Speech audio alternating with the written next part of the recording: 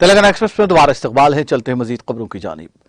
वज़ीर आज़म नरेंद्र मोदी ने गोवा में पुलिस समेत मुख्तलिफ सरकारी महकमों में नए तखर्रुशुदा नौजवानों को तखर्रुनामे हवाले करते हुए कहा कि डबल इंजन वाली हुकूमत गोवा में सियाहत के साथ साथ ज़राअत और देही शोबों और तरक्याती स्कीमों के साथ रोजगार के मौके में इजाफे के लिए मौसर कदम उठा रही है। वज़ीर आज़म ने धनतेरस के मौके पर मरकजी सतह पर रोजगार मेले के तस्वुर का आगाज किया था। वह हुकूमत की मरकजी सतह पर 10 लाख मुलाजिमतें फराहम करने की मुहिम की शुरुआत की थी। इसके बाद से वज़ीर आज़म ने वीडियो कॉन्फ्रेंस के जरिए गुजरात, जम्मू कश्मीर और महाराष्ट्र सरकारों के रोजगार मेलों से खिताब किया और मुख्तलिफ सरकारी महकमों में नए तकर्रुर किए गए। सभी अफराद के लिए ऑनलाइन आगाही कोर्सेज के लिए कर्म योगी प्रारंभ मॉड्यूल का भी आगाज किया, जबकि इससे एक दिन पहले 71,000 नौशमूलियत शुदा भर्ती किए गए अफराद को तकर्रुरी नामे भी तकसीम किए गए। इज्तिमा से खिताब करते हुए वज़ीर आज़म ने तकर्रुरी नामे हासिल करने वाले नौजवानों को मुबारकबाद दी और कहा कि रोजगार के मौके पैदा करने की गर्ज से गोवा सरकार का ये अहम कदम है। नमस्कार। युवाओं को रोजगार देने की दिशा में आज गोवा सरकार ने अहम कदम उठाया है। गोवा सरकार के विभिन्न विभागों में अनेकों नौजवानों को आज सामूहिक नियुक्ति पत्र दिए जाए हैं। नियुक्ति पत्र पाने वाले सभी युवाओं को और उनके माता पिता को मेरी तरफ से बहुत बहुत बधाई।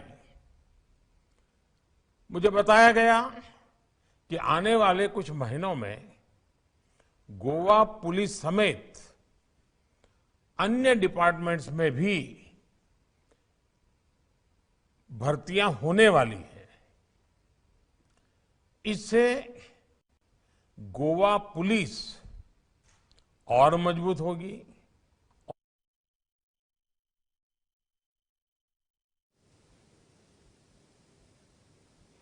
समाजवादी पार्टी सरबराह अखिलेश यादव ने जुमेरात को ऐलान किया कि वो साल 2024 में होने वाले लोकसभा इंतखाबात में कन्नौज पार्लिमानी नशिस्त से खुद इंतखाबी मैदान में उतरेंगे।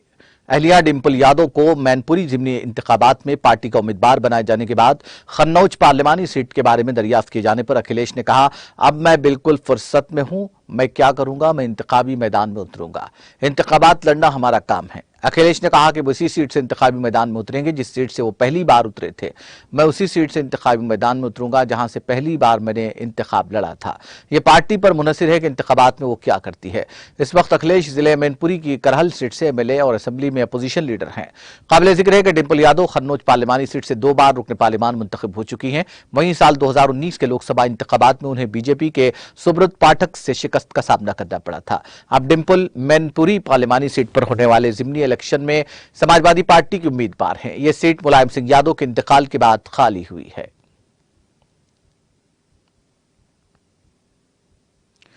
कांग्रेस के सीनियर लीडर राहुल गांधी की भारत जोड़ो यात्रा आज सुबह मध्य प्रदेश के खंडवा जिले के बोरगांव से शुरू हुई, जिसमें पार्टी की जनरल सेक्रेटरी प्रियंका गांधी ने भी पहली बार शिरकत की। रियासत में यात्रा के दूसरे दिन सख्त हिफाजती इंतजाम किए गए। सीनियर कांग्रेसी कायदीन और पार्टी कारकुनों की मौजूदगी में राहुल गांधी ने मुकर्रर वक्त के मुताबिक सुबह बोरगांव से पैदल यात्रा का आगाज किया। प्रियंका गांधी, जो कल यात्रा में शामिल होने आई थी, कदम से कदम मिलाई यात्रा में रही। प्रियंका गांधी जुमा और हफ्ते को भी यात्रा के साथ जाएंगे। रियासती कांग्रेस सदर कमलनाथ, यात्रा coordinator Digvijaya Singh, senior leader Jairam Ramesh, साबिक मरकजी वुज़रा अरुण यादव, जीतू पटवारी और दर्जनों सीनियर कांग्रेस कायदीन और अहदेदार यात्रा के साथ चल रहे हैं। गांधी की पैदल यात्रा दिन के तकरीबन 10 बजे या उसके बाद दलहर पाटा पहुंचेगी। सुबह के आराम का प्रोग्राम यही है। इसके बाद आज ही यात्रा कबीले तांतिया फैल की जाए पैदाइश बड़ौदा इरा पहुंचेगी। वहां कबायली इजलास भी होगा। इसके बाद राहुल गांधी पंधाना में गुरुद्वारा साहब पहुंचेंगे। पैदल यात्रा दोपहर 3:30 बजे दोबारा शुरू हुई।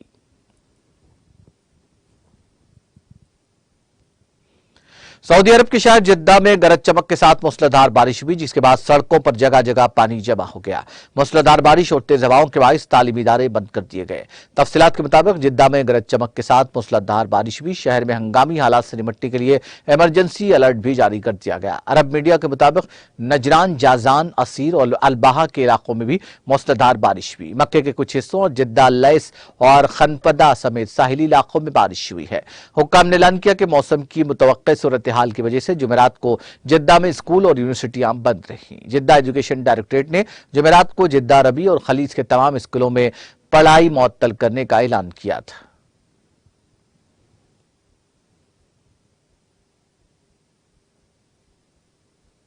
यूक्रेन के सदर व्लादिमीर ज़ेलेंस्की ने रूस पर इंसानियत के खिलाफ जराइम का इर्तिकाब करने का इल्जाम लगाया है। ज़ेलेंस्की ने एक वीडियो लिंक के जरिए अक़वाम मुत्तहिदा की सलामती कौंसिल को बताया कि रूसी हमलों ने यूक्रेन में लाखों लोगों को सिफर दर्जे हरारत से नीचे बिजली और पानी के बगैर रहने पर मजबूर कर दिया है।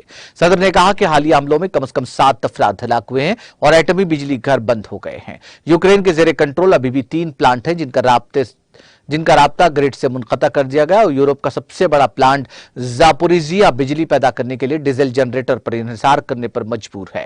इंटरनेशनल एटॉमिक एनर्जी एजेंसी ने ज़ापोरिजिया प्लांट के बारे में तशवीश का इजहार किया है, जिसे बार बार फायरिंग से नुकसान पहुंच रहा है। यूक्रेन के पड़ोसी मुल्क माल्डोवा को भी चारशंबे को बड़े पैमाने पर ब्लैकआउट का सामना करना पड़ा, लेकिन उसका बराह रास्त असर नहीं हुआ। जैसे ही मौसम सरमा शुरू हो रहा है, रूस ने यूक्रेन के तवानाई के बुनियादी ढांचे पर हमले तेज कर दिए हैं। एजेंसी के हुक्काम के मुताबिक यूक्रेन के पावर स्टेशनों पर रूस के मिसाइल हमलों ने बड़े पैमाने पर नुकसान पहुंचाया है और मुल्क के आधे से ज्यादा ग्रिड को मरम्मत की जरूरत है।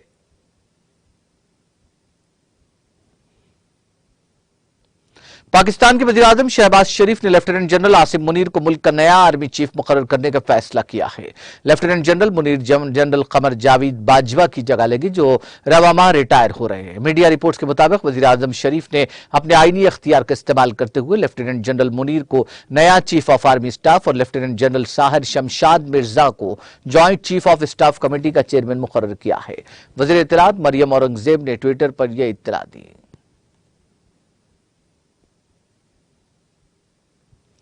पाकिस्तान तहरीक इंसाफ के रहनुमा फैसल जावेद खान ने कहा कि पार्टी सदर और साबिक वज़ीर आज़म इमरान खान की क़ियादत में 26 नवंबर को रावलपिंडी में मुल्क की तारीख का सबसे बड़ा पुरअमन एहतजाज किया जाएगा। वाज़ेह है कि साबिक वज़ीर आज़म 3 नवंबर 2022 को वज़ीराबाद में रैली के दौरान पैर में गोली लगने से जख्मी हो गए थे, जिसके बाद यह तवील रैली आर्जी तौर पर मुलतवी कर दी गई थी। फैसल खान ने ट्विटर पर कहा कि पाकिस्तान के अवाम मुआशी बहरान पर काबू पाने के लिए इंतखाबात का मुतालबा कर रहे हैं। उन्होंने मौजूदा हुकूमत को बहरान का जिम्मेदार ठहराया। उन्होंने ट्वीट में कहा कि पाकिस्तान का सबसे बड़ा मसला उसकी खराब मईशत है और माशी अदम इस्तेहकाम का जिम्मेदार सियासी अदम इस्तेहकाम को ठहराया। उन्होंने कहा कि आज मुल्क का सबसे बड़ा मसला खराब मईशत है। सियासी अदम इस्तेहकाम, माशी अदम इस्तेहकाम की वजह से गरीब और मुतवस्सित तबका संगीन मसाइल से दो चार है। मुल्क दिवालिया होने के दहाने पर पहुंच चुका है। ऐसी सूरत हाल में समझदारी से फैसला करने की जरूरत है और मुल्क में ताजा इंतखाबात ही वाहिद हल है।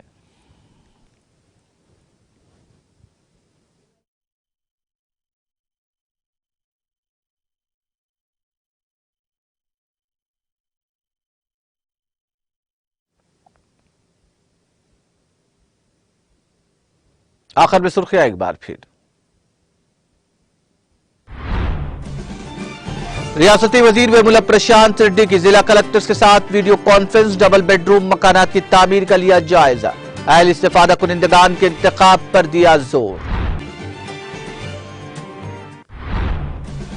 हुकूमत तेलंगाना अक़लियतों की फलाह बहबूद के लिए पाबंद अहद, गजवेल में 11 शहीदों की बारगाह पर हाजिरी के मौके पर वज़ीर दाखिला मोहम्मद महमूद अली का खिताब। स्पीकर असेंबली पोचाराम श्रीवास रेड्डी ने बंदी मंडल में तामीर रिजर्वायर का किया मुआयना, बीजेपी को बनाया तनकीद का निशाना, कहा बीजेपी मुंतखब हुकूमतों को गिराने का कर रही है काम। तेलंगाना भर में शदीद सर्दी की लहर, दर्जे हरारत में गिरावट, सिरपुर में दर्जे हरारत 13.8 डिग्री दर्ज।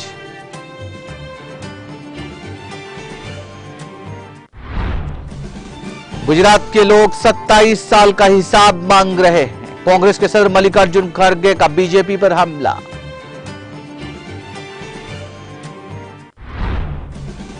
अमेरिका और उसके इत्तेहादी यूक्रेन की इमदाद जारी रखेंगे, अमेरिकी वज़ीर ख़ारिजा एंटोनी ब्लिंकन का बयान।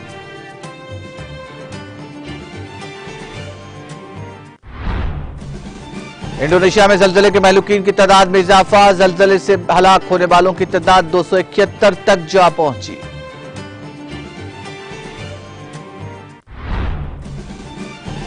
और सऊदी अरब के शहर जद्दा में गरज चमक के साथ मूसलाधार बारिश की वजह से इमरजेंसी अलर्ट जारी, तालीमी इदारे बंद।